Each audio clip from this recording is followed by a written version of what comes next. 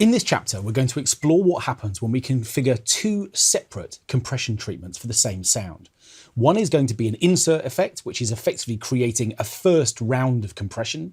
And the second is going to be a parallel compressor, which is going to allow us to get hold of dynamics really tightly. Now, we see this effect a lot, and we've, in another chapter of this course, looked at the New York compression technique on drums. This is a kind of vocal equivalent, a way of being able to add more control and power to vocals to really get their dynamics under control. Now, what we're going to hear, firstly, is the lead vocal of this track, just in this verse and bridge section, has got the TubeTech CL1B opto compressor working on it. And you can see the settings that I've chosen for it. We've got a ratio of about 6:1. Threshold is set to provide us with about sort of 5-6 dB of gain reduction, and the volume is being turned up to compensate. And like lots of vocal treatments, we've got a fast attack time to make sure that we're asking the compressor to respond as quickly as it can, and release is kind of set again to follow the contours of the track. Let's just hear this first compressor before we go any further.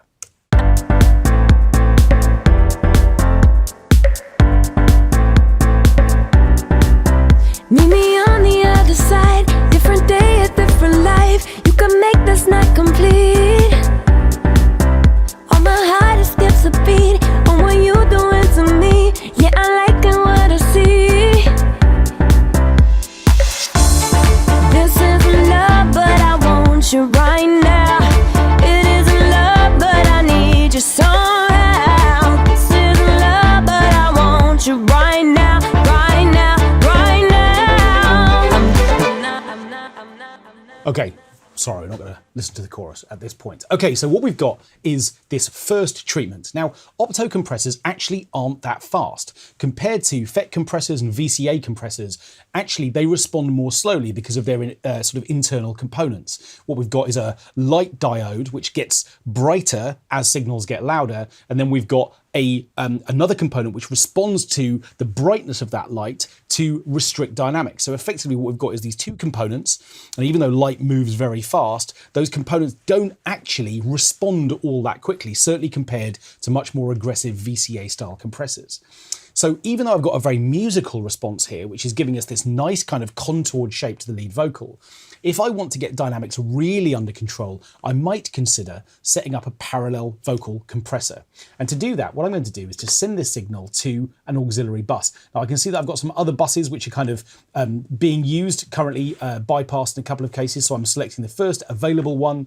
And what I'm going to do is to turn its send up to full volume. Then what I'm going to do is to select the 1176 compressor from Universal Audio. Now, there are a few of these available within the full UAD suite because the 1176 was revised a few times through its history. So I'm just going to go for the revision A model, which is this silver face version here. Now, what this is going to allow me to do is to create the sort of classic, really fast acting FET style compression that we associate with the 1176. And what I'm going to do is to choose a high ratio. I'm actually going to go for 12:1. And then what I'm going to do is I'm going to have to do this listening to the track, but tweak the input and output settings to make sure that I'm getting a lot of sort of squeeze into this vocal. What I want is this really hard compressed signal. And because it's a parallel channel, what that's then going to allow me to do is to bring the vocal in underneath the kind of TubeTech response that I've got as a main insert, just so I've got this kind of parallel squashed channel as a sort of secondary vocal layer. So as I say, there's no way to do this without listening to the level, so I'm going to do that. But what I am going to do is to make sure that I'm bringing attack time right down, so we've got this very fast response. So I'm just going to find some settings which are going to kind of hit this signal pretty loudly. Meet me on the other side, different day, a different life. You can make this night complete. So even on one line, I can see how hard the compressor's working. And of course, I can regulate the output level to make sure that things don't get too loud. And of course, the other thing I can do is to regulate the return level, because this is a parallel treatment, because it's sort of being introduced on an auxiliary bus. Effectively, its volume control here is going to allow me to set the level that I want. I'm going to turn that down a bit for now. We'll need to come down further before we've got these settings right, but I'm just going to experiment a little bit more with attack and release and just see if we can find this kind of really hard compression treatment through both of these phrases. Meet me on the other side. Different day, a different life. You can make this night complete. On my heart it skips a beat. On what you doing to me. Yeah, I like it what I see. This isn't love, but I want you right now.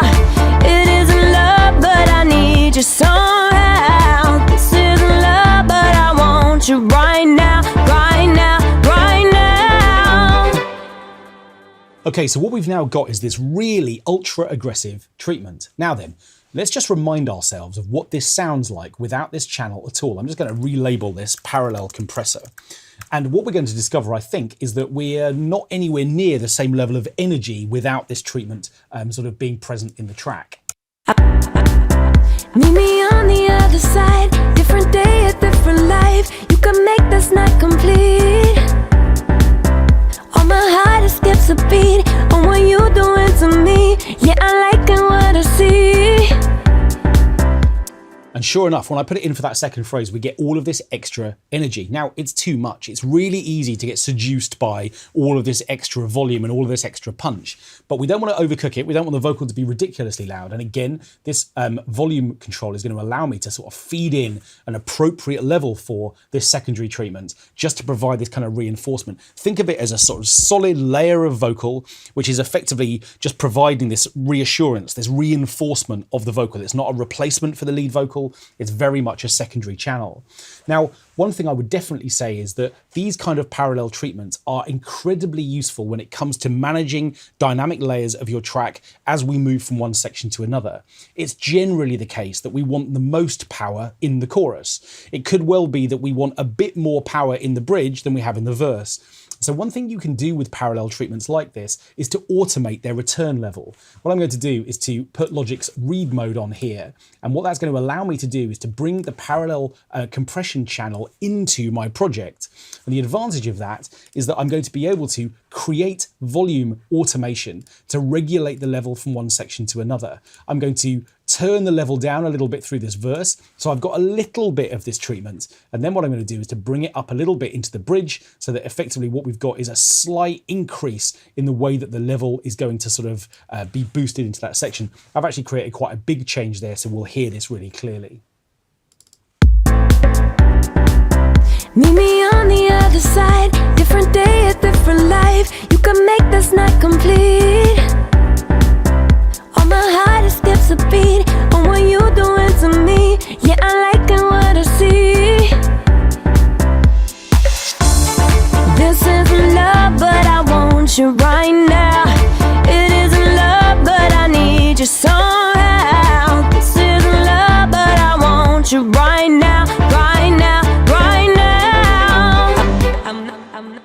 So what we've got is all of this extra power, and to be honest, even that's far too loud. I could easily regulate both of these levels downwards just to sort of tickle this sort of treatment in underneath the original lead. Of course, how much volume, that's up to you. There is no fixed hard rule in terms of how much of this you should use. Definitely follow the contours of the arrangement of your track.